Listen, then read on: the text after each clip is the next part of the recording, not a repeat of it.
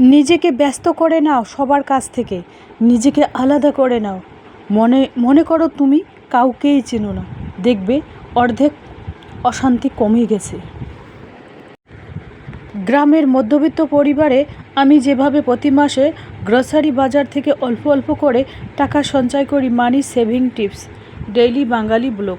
আর টিনের বেডরুমটা একটু গুছিয়ে নিলাম, সেই ছোট্ট মিনি ব্লগ তোমাদের কাছে আমি শেয়ার করব। তো নতুন দিনে নতুন আরেকটি ভ্লগ ভিডিও নিয়ে হাজির আমি আপনাদের মাঝে। সাভানা, ভারতের ছোট্ট একটা গ্রাম শীতলকুচি জেলা থেকে বলছি। তো welcome back to my channel. আসসালামু আলাইকুম। তোমরা সবাই কেমন আছো? আমি আশা করি তোমরা সকলেই ভালো আছো। আলহামদুলিল্লাহ আমিও ভালো আছি, আমার পরিবার পরিজনদের নিয়ে আলহামদুলিল্লাহ আমি ভালোই আছি। আর আমার প্রাণপ্রিয় কলিজা আপু ভাইয়েরা তোমরা সবাই কেমন আছো? আমি আশা করি তোমরা সকলে ভালো আছো। তো বরাবরের মতো না ব্লগটা আমি সকাল থেকেই শুরু করে দিলাম। আজকের ব্লগটা আমি বিছানা গোছানো থেকেই শুরু করে দিলাম, কারণ মানে আমি ইয়েলো কালারের বেডশিটটা একটু নোংরা হয়ে গিয়েছিল, ওটা আমি চেঞ্জ করেছি, গোলাপি কালারের বেডশিটে বিছিয়ে দিয়েছি। যাই হোক, আমি এবার খাটটা একটু মোছামুছি করে নেব। এভাবে একটু আমি ক্যামেরার সামনেই হোক অফ ক্যামেরায় হোক একটু মোছামুছি করার চেষ্টা করি। তো আমার ব্লগ প্রতিদিন বিকেল 4টায় আসে। আমার ব্লগের কোনো না কোনো অংশ ভালো লাগলে সাবস্ক্রাইব করে পাশে থাকতে পারেন। তো বালিশের কভারগুলোও ধুয়ে দিয়েছি, ওগুলো ভরিয়ে নিয়েছি অফ ক্যামেরায়, কারণ ক্যামেরার সামনে তো সমস্ত কিছু শেয়ার করা সম্ভব না, তাই না? তখন সেই পরিস্থিতি থাকে না, কারণ আমাকে যেহেতু বাইরে থেকে কেউ সাপোর্ট করে না, ভিডিও করা নিয়ে আমার ছেলে মেয়ে হাজব্যান্ড কেউ সাপোর্ট করে না। আগের চ্যানেলটা ছিল, তো ওই চ্যানেলটাতে হাজব্যান্ড সাপোর্ট করেছিল, তো ওই চ্যানেলটাতে মানে বন্ধ হওয়ার পর হাজব্যান্ড আর এই চ্যানেলটা আমাকে করতেই দেয় না টোটালে। তবুও যদি হাজব্যান্ড আর ছেলে মেয়েকে তুলি ক্যামেরার সামনে, তুলে একটু চুপ করে চড়ি চুপকে তুলি আর কি। তো যাই হোক, এখন আর কি কম্বল দুটোই আছে, কারণ এখনও রাত্রিবেলা ঠান্ডা লাগে। রাত্রিবেলা কিন্তু ফ্যান চালু করি না, যখন দিনের বেলা একটু কাজ করি, সংসারে কাজ করে একটু গরম লাগে, তখনই কিন্তু আমি পাখাটা ছাড়ি। তখনই হাজব্যান্ড বলছে যে হ্যাঁ পাখা ছাড়বা না, কারেন্টের বিল উঠবে। তা আমি বলি কি, তুমি পাতলা মানুষ, তোমার একটু মানে গরম কম, আমার গরম বেশি, আমি একটু মোটা ধরনের, আমার একটু গরম, তাই আমি একটু কাজ করার পর 5 মিনিট একটু হাওয়া খেয়ে তারপরে বন্ধ করে দেব। তো স্বামী স্ত্রী দুজনের মধ্যে মানে কচিত কারবা মিল থাকেই, কিন্তু প্রত্যেকটা বাড়িতে কিন্তু কারো হাজব্যান্ডের ফ্যান চালু করা পছন্দ, কারো পছন্দ না, কারো হাজব্যান্ডের ঘোরাঘুরি পছন্দ, কারো ওয়াইফের না, কারো হাজব্যান্ডের শপিং করা পছন্দ, কারো ওয়াইফের না।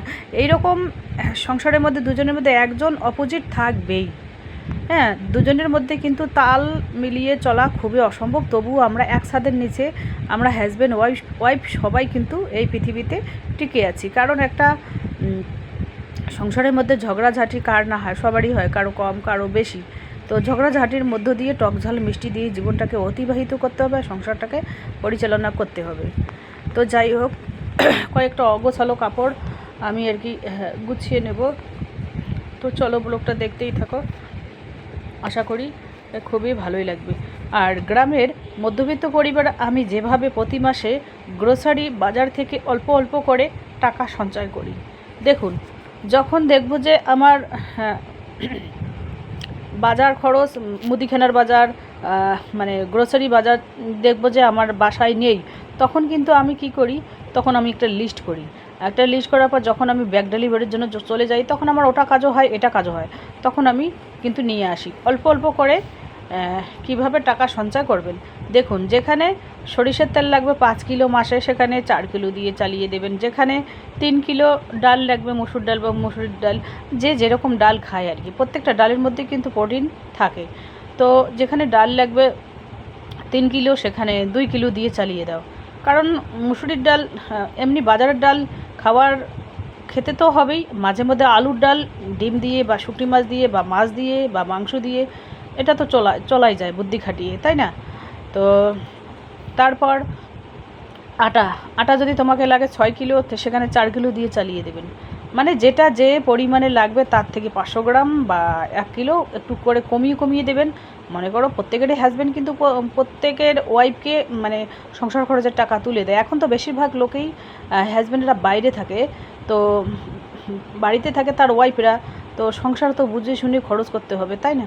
আরেকটা কথা তোমাদের বলি আমি, সংসারের খরচ যদি এভাবে আমরা বুঝে শুনে করি, আর একদিন আমরা বাজার যাব না, মনে করো 7 দিনে আমরা বাজার থেকে তো খরচ এনে খাই, অ্যাভারেজ ধরলাম মনে করো একটা ভালো মন্দ একটা ফ্যামিলিতে খেতে গেলে 500 টাকা ডেইলি খরচ আছে। তো আজকে আমি কি করলাম যে আজকে বাজারেই যাব না, তো 500 টাকা সেভ হইলো।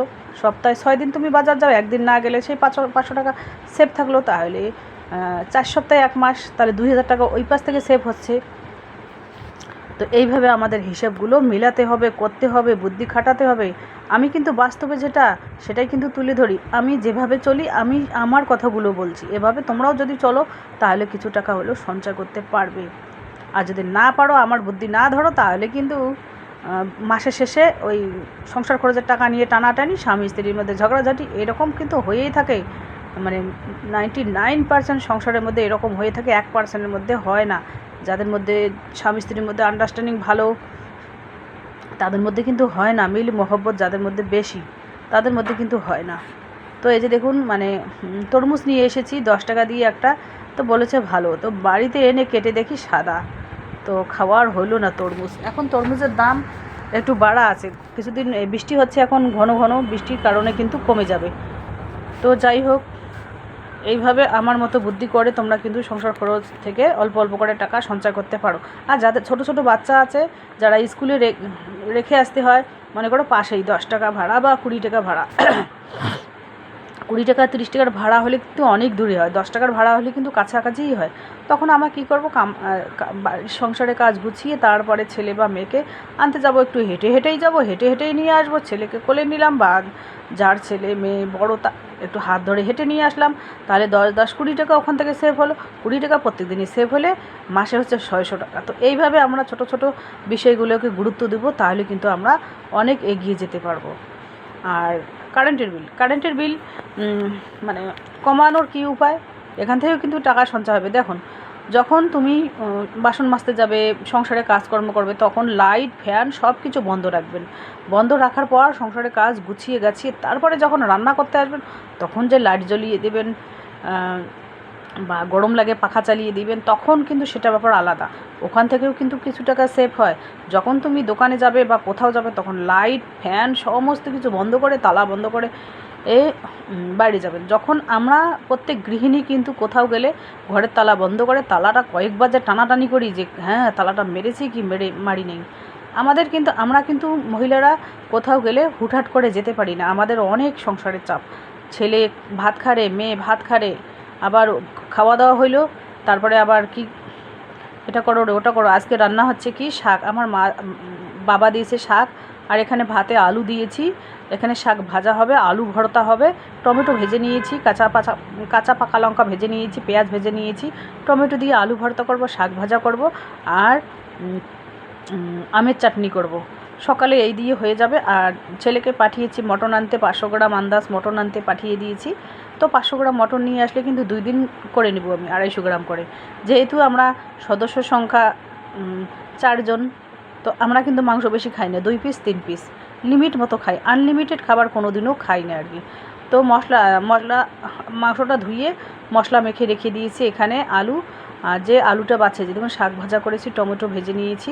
মেয়ে শাক ভাজা না হলে খেতে চায় না, শাকের ঝোল খেতে চায় না মেয়ে। তো মশলা মেখে যদি মাংসটাকে আমি ম্যারিনেট করে 1-2 ঘন্টার জন্য রেখে দেই, তাহলে ওই মাংসটার কিন্তু হেভি টেস্ট হবে, মশলাটা ঢুকে যাবে মাংসের ভিতরে। এইভাবে তোমরা একদিন রান্না করে খেয়ে দেখবেন। তো ওখানে হচ্ছে আমের আচার, ওখানে চিনি টিনি দিয়েছি। আমি কিন্তু আমার মায়ের বাসায় ছোট ছোট আম হয়েছে, আমার ছোটো ভাইয়ের ছেলে কুড়িয়ে এনে দেয়, তো চিনি টিনি দিয়ে একটু করি, ভাত দিয়ে বা রুটি পরোটা যাই দিয়ে খাও না কোনো, হেভি টেস্ট লাগে। আর শহরের মধ্যে ছোট্ট কচি আমগুলো একটাই 10 টাকা, আর আমার গ্রামের মধ্যে এপাশে ওপাশে অনেক পাওয়া যায় কুড়িয়ে। তো এই যে দেখুন, রান্না খাওয়া করে আমি বেরিয়ে পড়লাম ব্যাগ ডেলিভারির জন্য। এই যে দেখুন, আমাদের গ্রামের বড় নদী, এটাকে বলে মালসাই নদী। তো যাই হোক, জগৎ বিখ্যাত এই নদীটা। এখানে একটা ব্রিজ আছে, ওই যে ওই ব্রিজটা দেখা যাচ্ছে, এই যে হেঁটে যাচ্ছে পাগলের মতো, ইনি কিন্তু পাগল না, কারণ এনার ছেলে মেয়ে ওয়াইফ ফ্যামিলি আছে কি না সেটা জানি না, সবসময় এখানে থাকে। ওই পাশের হোটেলের বাসন কোসন মেজে তারপরে ভাত দেয় ওরা, তারপরে খায়। খুব কষ্ট লাগে দেখে। এই যে দেখুন নদীটা কত সুন্দর, আর চারপাশে বর্তমান বৃষ্টি হচ্ছে, গাছপালাগুলো আর কি মাথা চাড়া দিচ্ছে। তো চলো টাটা, আল্লাহ হাফেজ।